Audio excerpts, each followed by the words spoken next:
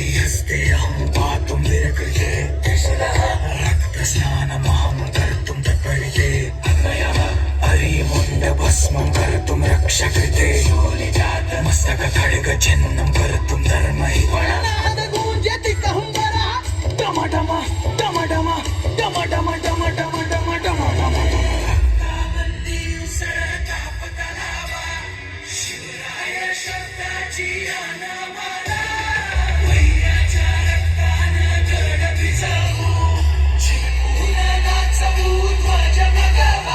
मी तुम्हाला वचन देतो, आज जर राजांना वाचवलं तर या घोडखिंडीच्या दगडावरती तुमची नावं कायमची कोरली जातील.